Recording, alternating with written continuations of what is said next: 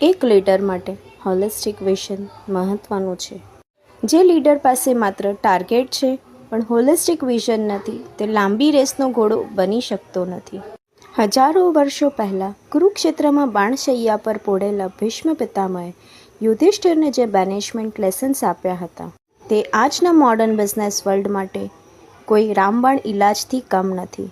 Holistic vision એટલે એવી દ્રષ્ટિ જે માત્ર વર્તમાનના નફા નુકસાન જ નહીં, પરંતુ આખી સંસ્થા, તેના દરેક સ્ટેક હોલ્ડર્સ અને ભવિષ્યના પડઘાઓને એક તાંતણે બાંધી જુએ છે. ભીષ્મ પિતામહ મુજબ પાવરફુલ લીડર તો તે જ છે જે તેની સામે આવતી પરિસ્થિતિના દરેક પાસાને ડિસેક્ટ કરીને સમજી શકે છે. શાંતિ પર્વમાં ભીષ્મ બહુ સ્પષ્ટ રીતે કહે છે કે લીડરનું સૌથી મોટું કામ રક્ષણ અને ન્યાયનું છે. આજના સંદર્ભે કહીએ તો રક્ષણ એટલે માત્ર સિક્યોરિટી નહીં, પણ પોતાના ટીમના મેમ્બર્સનું મોરલ બૂસ્ટ કરવું અને તેમનું એક સેફ એન્વાયરમેન્ટ પૂરું પાડવું. હોલિસ્ટિક વિઝન ધરાવતો મેનેજર ક્યારેય શોર્ટ ટર્મ ફાયદા માટે આડેધડ નિર્ણય લેતો નથી, કારણ કે તે જાણે છે કે આજે લીધેલો એક પણ ખોટો નિર્ણય લોંગ ટર્મમાં આખી સંસ્થાના કલ્ચરનું ફીંડણું વાળી દેશે. ભીષ્મ પિતામહની આ વાત બહુ પ્રેક્ટિકલ છે કે લીડરે પોતાના ઇમોશન્સને સાઈડમાં રાખીને પોતાની જાત પર કંટ્રોલ રાખવો, હંમેશા ફેક્ટ્સ પર આધારિત ડિસિઝન મેકિંગ કરવું જોઈએ. જ્યારે તમારી પાસે આ હોલિસ્ટિક અપ્રોચ હોય, ત્યારે તમે તમારી આસપાસના વિરોધના વંટોળમાં પણ સત્યની લાઈન પકડી શકો છો. વન સાઇડ થઈને કામ કરવું એ તો નબળા મેનેજરની નિશાની છે. લીડરશિપમાં હોલિસ્ટિક વિઝનનો અર્થ એ પણ છે કે તમે તમારા અવેલેબલ રિસોર્સિસનો ઉપયોગ કેટલી સ્માર્ટલી કરો છો.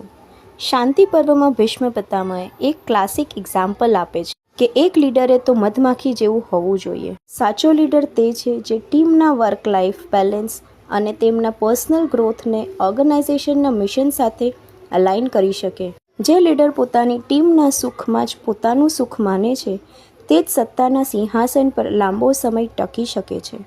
ડિસિઝન મેકિંગ વખતે પણ હોલિસ્ટિક વિઝન લીડરને એક પાવરફુલ ક્રોસ ફેક્શનલ અન્ડરસ્ટેન્ડિંગ આપે છે. ભીષ્મ મુજબ લીડરે ક્યારેય એકલા હાથે રમત ન રમવી જોઈએ. તેણે અલગ અલગ ફિલ્ડના એક્સપર્ટ્સની સલાહ લેવી જોઈએ. આજના મેનેજર માટે આ બહુ મોટો વેકઅપ કોલ છે. જો તમે માત્ર માર્કેટિંગ કે ફાઇનાન્સના ચશ્મા પહેરશો તો પિક્ચર અધૂરું છે. HR, પ્રોડક્શન અને IT જેવા બધા જ સેગમેન્ટના ઇનપુટ્સને હોલિસ્ટિકલી પ્રોસેસ કરવા જોઈએ. જો વિઝનમાં એકાગ્રતા અને વ્યાપકતાનો મેળ ન બેસે તો લીડર માઇક્રો મેનેજમેન્ટના કીચડમાં ફસાઈ જાય અને મોટા ગ્રોથની ઓપોર્ચ્યુનિટીઝ હાથમાંથી સરકી જાય. ભીષ્મની આ સલાહ લીડરને ફિયરલેસ બનાવે છે, કારણ કે તેને ખબર છે કે અંધારામાં પણ રસ્તો ક્યાંથી કાઢવો. તેમજ આ હોલિસ્ટિક વિઝન લીડરના એથિક્સ અને વેલ્યુ સિસ્ટમ સાથે ફેવિકોલની જેમ જોડી રાખે છે.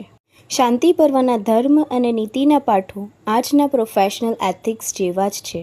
તમે બીજાને પ્રોપર ગાઈડન્સ ત્યારે જ આપી શકો છો જ્યારે તમારી અંદર 100% ક્લેરિટી છે. હોલિસ્ટિક વિઝન એટલે માત્ર એક્સટર્નલ સક્સેસ કે ચમકતી ઓફિસ નહીં, પણ તમારી અંદરની સ્ટેબિલિટી. આ એક એવી લાઈફસ્ટાઈલ છે જ્યાં ગમે તેટલું પ્રેશર હોય, પણ લીડર શાંત રહીને આખા પઝલના દરેક નાના મોટા ટુકડા જોઈ શકે છે. ઇન શોર્ટ, જ્યારે કોઈ મેનેજર આ હોલિસ્ટિક દ્રષ્ટિ કેળવે છે, ત્યારે તે માત્ર પ્રોબ્લેમ ગણાવનારો નહીં, પણ પ્રોબ્લેમ સોલ્વર બની જાય છે.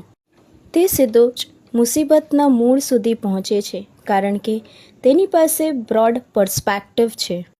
ભીષ્મ પિતામહની શિખામણ બહુ કડક છે. પ્લાનિંગ ગુપ્ત રાખો, પણ અમલીકરણ એટલું જ પારદર્શક રાખો. ટ્રાન્સપરન્સી અને કોન્ફિડેન્શિયાલિટીનું બેલેન્સ એ મેનેજરને આવડી જાય તો તે કિંગ બની જાય. સાચો લીડર એ જ છે જેની પાસે માત્ર ડેટા નહીં, પણ વિઝડમ છે, અને એટલે જ ભીષ્મ પિતામહના ઉપદેશ આજે પણ કોઈ પણ એક્ઝિક્યુટિવ માટે સૌથી પાવરફુલ ગાઈડ છે. તો જો એક સાચા લીડર માટે આ હોલિસ્ટિક વિઝન અમલમાં કરવામાં આવે તો કંપની અને એના સાથે કામ કરનારા બધા જ લોકો સાથે ગ્રો કરી શકે છે. રાધે રાધે.